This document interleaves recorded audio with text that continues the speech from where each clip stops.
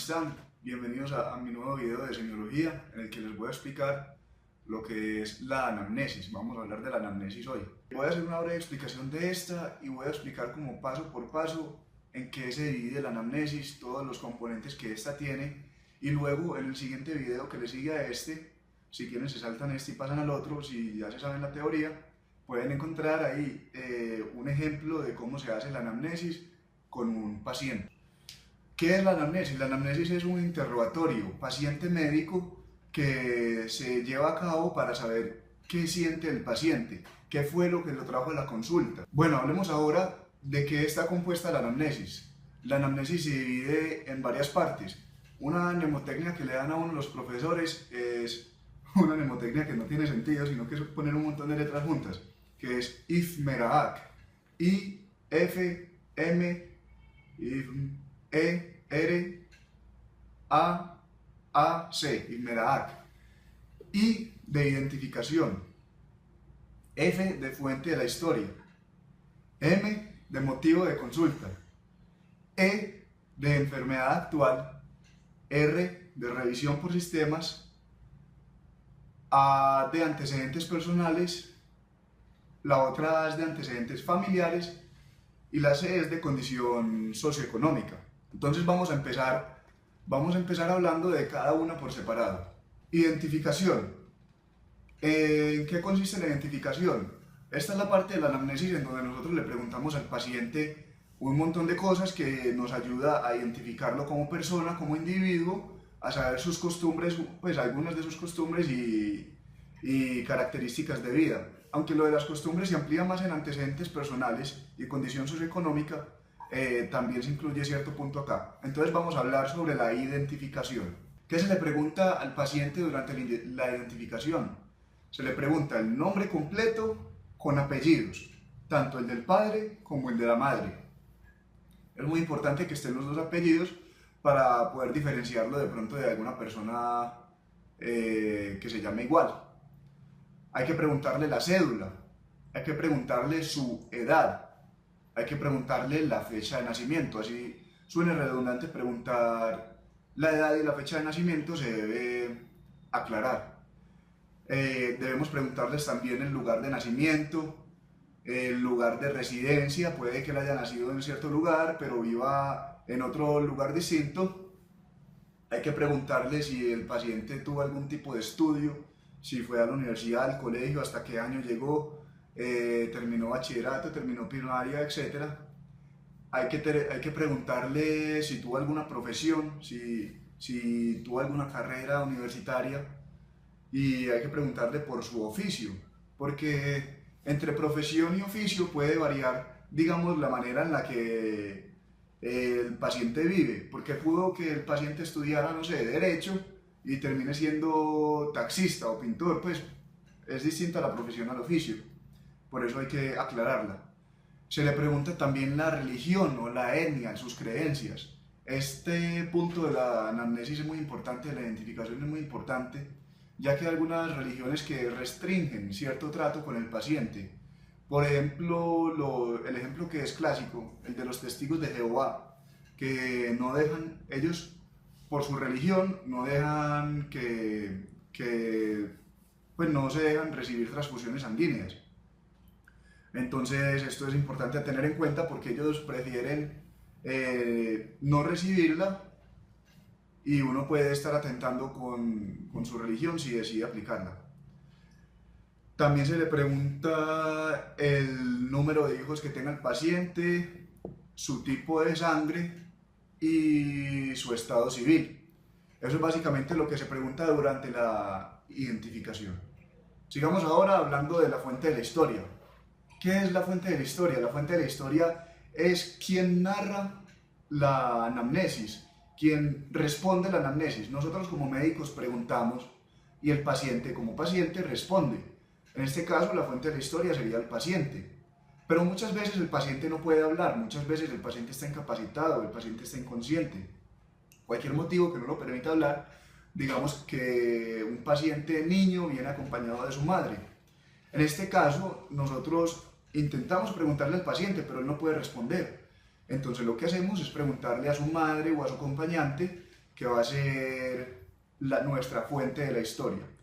Entonces nosotros decimos que una fuente de historia puede ser confiable o no confiable. Si llega una mamá sordomuda con su hija de 3 años acompañándola y la mamá no puede expresarse, nosotros, si le preguntamos al niño de 3 años que está con ella, puede que él no tenga criterio alguno de decir hace cuánto le empezó la enfermedad a la mamá y ese tipo de cosas. Entonces ese sería un paciente no confiable. Un paciente confiable es un paciente que esté orientado en las 3 esferas, en condiciones físicas generales aceptables o buenas, y que esté consciente de la capacidad, pues, del estado actual del paciente. Eso es una fuente de la historia. Listo, hablemos ahora del motivo de consulta. ¿Qué es el motivo de consulta? Es la razón que lleva al paciente a consultar donde el médico.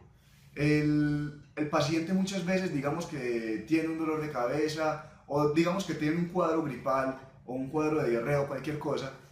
El paciente viene consultando por un síntoma en específico, generalmente que fue el que se le empeoró. Digamos que lleva con fiebre, que lleva con gripe una semana o algo así, pero le dio una fiebre muy tenaz el último día y fue a consultar donde el médico. El motivo de consulta, si el paciente se lo dice a uno, es: doctor, tuve una fiebre muy tenaz el día pasado. Uno generalmente pone el motivo de consulta entre comillas. Uno no lo tiene que poner en términos médicos elegantes como decir cefalea. No, uno viene, si el paciente le dice tuve un dolor de cabeza muy fuerte, uno lo puede poner entre comillas, exacto como lo dijo el paciente, y está bien, de todos modos está bien. También se puede hacer como el médico lo piense correcto, pero no está mal hacerlo entre comillas. Hablemos ahora de la enfermedad actual.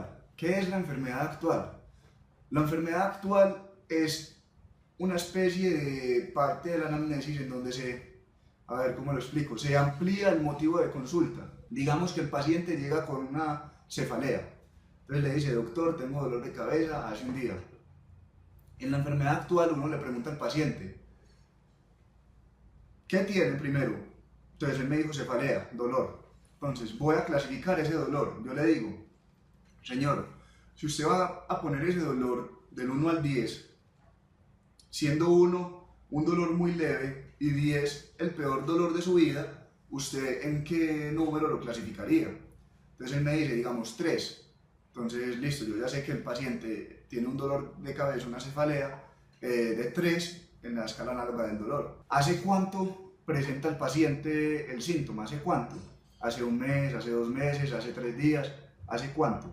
¿Cuánto le ha durado? ¿Cuánto le ha durado mientras le da? Digamos que el paciente le dio hace 3 meses, pero digamos que le dura 5 minutos cada vez o 5 horas cada vez. Entonces, ¿cuánto dura ese dolor de cabeza? Le preguntamos si ha tenido casos similares del síntoma antes, si ha sufrido casos similares anteriormente. La característica del síntoma es muy importante. Digamos, muchas veces nosotros nos olvidamos de preguntar esta parte. La característica es que pueden haber dolores de cabeza, pues estoy hablando de dolor de cabeza, pero esto aplica para todo el resto de síntomas. Es, digamos, una cefalea pulsátil, es una cefalea constante opresiva, el dolor de cabeza es en todo el cráneo o es solamente en el hemicráneo derecho o es irradiado hacia el cuello. Eso es importante preguntarlo también en la enfermedad actual. Hay que preguntar si es un dolor, digamos, para dónde se irradia el dolor, para dónde se va el dolor. Hay que preguntar también con qué mejora. Digamos, no doctor, mejora cuando estoy acostado, pero empeora cuando estoy parado, o al revés, o mejora por las mañanas y empeora por la noche, o empeora al hacer ejercicio, empeora al comer, empeora al escuchar música, cualquier cosa. Hay que preguntarle con qué mejora y con qué empeora. También debemos preguntarle qué medicamento se ha tomado para intentar aliviar su dolor. Es importante preguntarle el medicamento, la dosis del medicamento y la frecuencia con la que se la toma, una vez al día, 2 veces al día, etc. Debemos preguntar en la enfermedad actual los síntomas asociados. Si es una cefalea, entonces vamos a preguntar, digamos, por mareo, por síncope, por lipotimia, por tinnitus, por cualquier tipo de cosa asociada que se nos pueda venir a la cabeza tratándose de una cefalea. Revisión por sistemas. ¿Qué es la revisión por sistemas? En la revisión por sistemas hacemos algo similar a lo de la enfermedad actual. Vamos a preguntar síntomas que presenta el paciente desde la cabeza hasta los pies y le vamos a preguntar condiciones generales. Es todos los sistemas del cuerpo los escribimos en revisión por sistemas, pero no incluimos lo que el paciente ya nos haya relatado en la enfermedad actual porque sería redundante. Entonces, ¿qué preguntamos en la revisión por sistemas? Preguntamos generalidades, preguntamos acerca de la cabeza, o sea, los ojos, los oídos, la nariz, la boca, el cuello, los pulmones, el sistema pulmonar, el sistema cardíaco, la condición en general de la piel y los anexos que son las uñas, cómo está el estado de las mucosas, todo eso.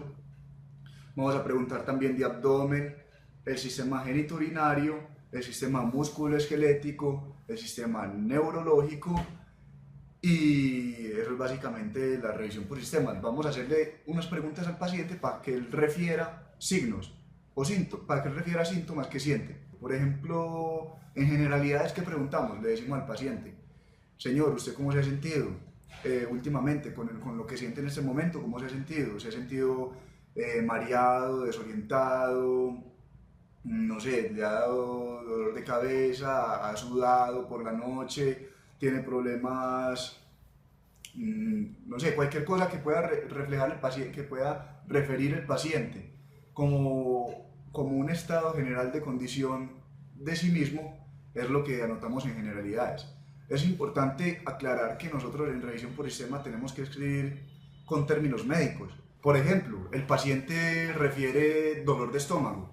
Entonces nosotros en la historia clínica no vamos a decir, el paciente tiene dolor de estómago, sino que vamos a decir, paciente refiere dolor tipo cólico o tipo continuo en área abdominal asociado a tal actividad desde hace tanto tiempo con tal intensidad y pues escribimos como todas las características posibles que se puedan asociar al dolor de estómago. Antecedentes personales. Entonces, ¿qué son los antecedentes personales? Son ciertas características o ciertas situaciones por las que ha pasado el paciente que nos sirven a nosotros como médicos para orientar nuestro diagnóstico.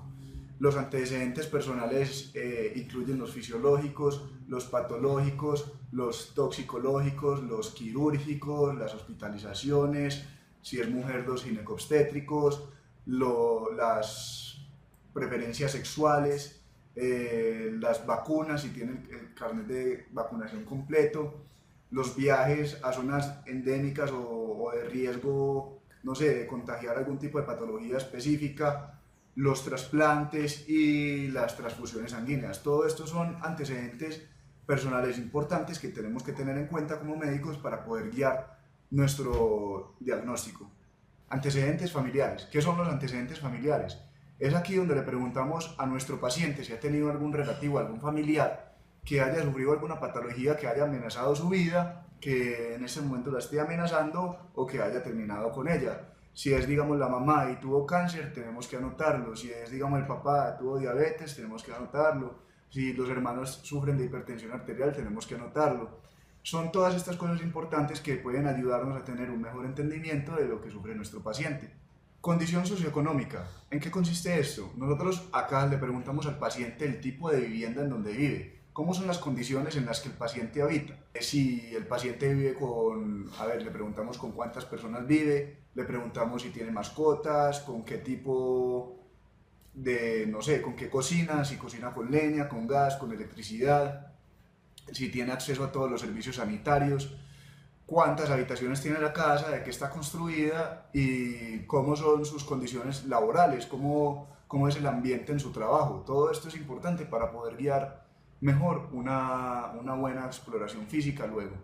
Bueno, entonces con esto terminamos el video y espero que les haya servido de algo. Yo sé que fue como una revisión muy específica de toda la anamnesis, un poco larga, tediosa, pero si le pusieron atención yo creo que de verdad puede ayudar. En el próximo video ya vamos a hacer una práctica de la anamnesis con un paciente de verdad y vamos a aclarar en cada punto los temas específicos importantes que debemos tener en cuenta durante la anamnesis. Entonces, muchas gracias y que estén muy bien.